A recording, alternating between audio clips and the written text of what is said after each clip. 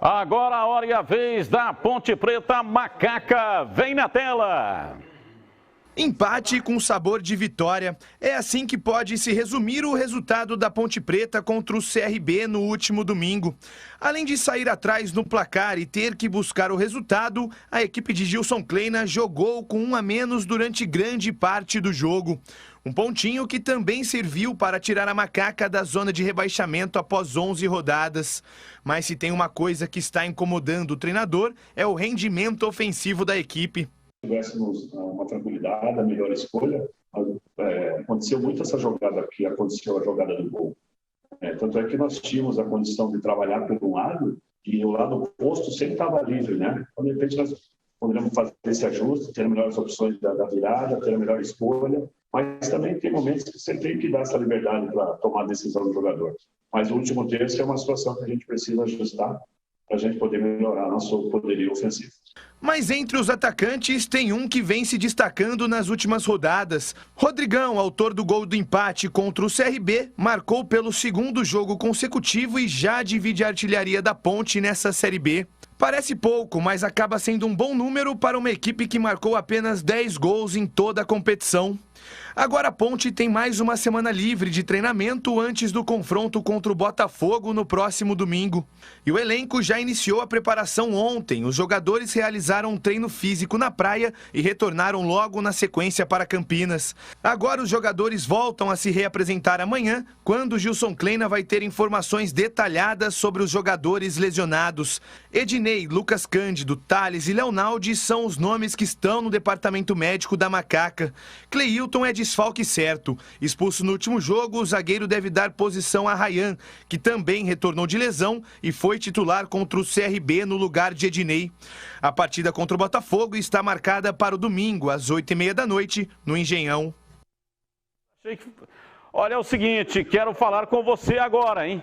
Está chegando aí o Dia dos Pais e para comemorar, a Band Mais criou a promoção Paizão Esporte Clube. Seu pai pode ganhar uma Smart TV 50 polegadas e mais 2 camisas oficiais dos times do coração. Uma para você e outra para o seu pai. Acesse agora o Instagram da Band Mais TV e siga as regras do sorteio. O resultado será divulgado no dia 8 de agosto. Junto com a gente, Universidade São Francisco, vestibular social com bolsas de estudo com 50%. Sicredi, gente que coopera, cresce, abra a sua conta. E Sixtine Camisaria, camisas para todos os momentos. Participe da promoção da Band Mais TV. Bem, vamos falar aqui da Macaca. A Ponte tem pela frente aí o Botafogo. Jogo complicado e difícil. O Rio de Janeiro vem de um resultado, como disse aqui a matéria do Vinícius Abarca, um empate com sabor de vitória. Às vezes tem empate com sabor de derrota e às vezes tem empate com sabor de vitória, que foi o caso aí desse empate da Macaca, né? Dá para concordar com isso, porque teve jogador expulso, jogo fora de casa contra o CRB, que está melhor que a Ponte na competição. Agora, se você analisar o campeonato, sem colocar no bojo do comentário a partida, só analisar os números, não serviu para muita coisa. E eu vou explicar por quê. A Ponte tem que fazer 20 pontos na virada do turno, no mínimo. Ela tem 13, faltam 4 jogos. Para fazer 20, em 4 ela tem que ganhar 2 e empatar 1. Olha o tamanho da responsabilidade, sendo que joga fora de casa contra Botafogo do Rio esse final de semana e fecha o turno contra o Coritiba, lá dentro do Couto Pereira. Então, é uma confusão que a Ponte se meteu, que ela vai precisar, viu, Gleger, de muita competência para deixar essa confusão para trás aí. Você sabe que a Ponte ela precisa parar de oscilar dentro da competição, né? Essas oscilações é que tem comprometido os resultados, tem comprometido a campanha. Você vê, a Ponte fez um baita de um jogo contra o Náutico, aí todo mundo, pô, agora vai. De repente vem em casa, perde pro Remo, vai lá com Vitória, perde pro Vitória. E 2 equipes, 2 jogos que poderia ter conquistado pontos, pelo menos. Né? Aí ganha do Goiás. Né? Aí criou novamente aquela expectativa. Aí fez um bom jogo contra o CRB. Equipes que estão lá em cima no G4. Então, tomara que o Gilson consiga fazer com que esse time continue nessa evolução. Que não caia novamente, caia o rendimento. Porque aí vai cair na mesmice. Aí é um problema. A hora que você acha que vai engrenar, a hora que você acha que vai engatar mais um bom resultado, perde. Quer ver mais um problema? E a confiança vai embora, né? Quer mais um problema? Tony Lupo falou agora na Rádio Bandeirantes. Foi prometido o pagamento de salário de sexta passada, não pagou. Então você tem que conviver com essa situação de má fase. Time fraco, não contrata ninguém, ainda atrasa salário, Batista. Aí fica complicado reagir no campeonato. Mas eu entendi que a sexta-feira é amanhã, não, né? Não, hoje é terça. Hoje é terça. Sexta passada? Sexta passada. Foi ele que disse agora na Rádio Bandeirantes. Então, realmente é isso aí. Era sexta passada, os salários não foram pagos.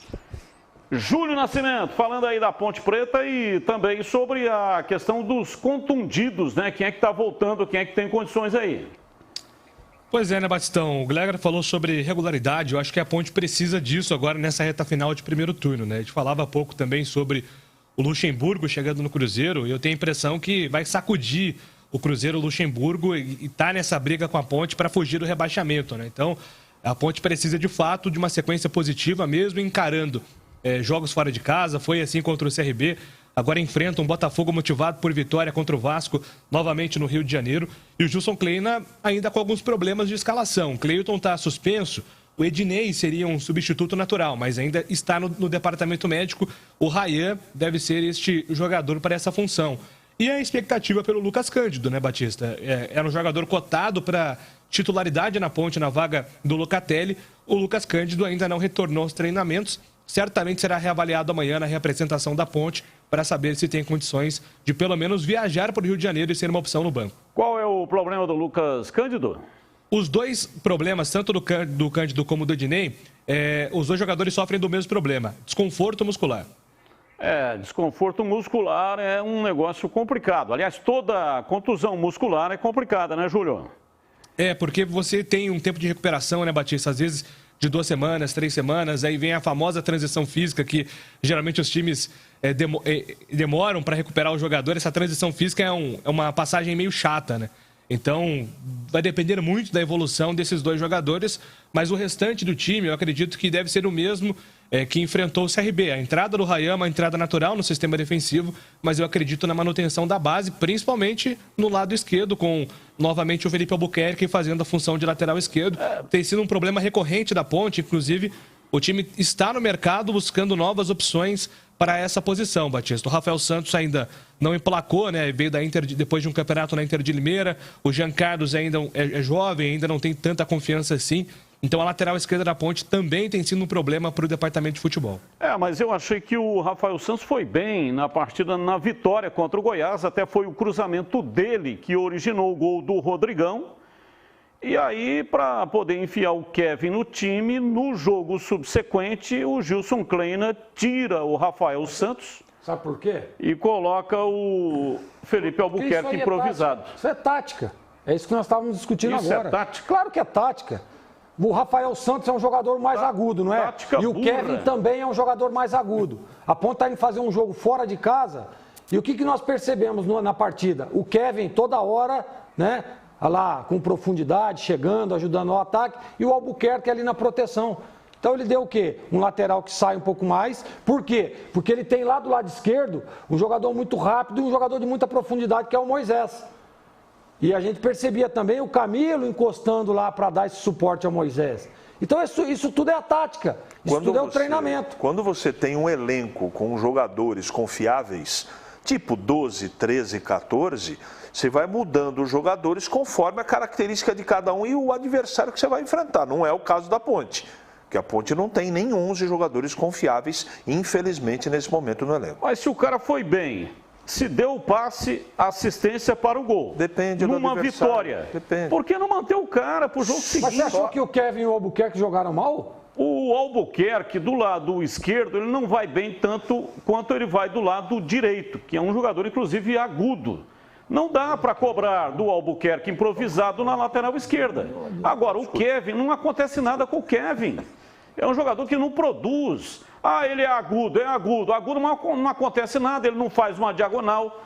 O jogo inteiro contra o CRB, ele fez um cruzamento. Um único cruzamento em 90 minutos e mais 5 de acréscimo. E depois teve que ser produção é essa, pô? Ele também não suportou fisicamente. Essa é uma bola dividida muito grande, porque na verdade a Ponte tem 3 laterais ou 4 e na verdade confiável não tem nenhum. Eu não faria isso não. O cara foi bem, o time ganhou a partida, eu faço a manutenção. Eu mantenho o cara para o jogo seguinte. É até uma maneira de fortalecer psicologicamente, emocionalmente, o jogador para a sequência da competição. Aí o técnico muda desnecessariamente. Eu não consigo entender isso.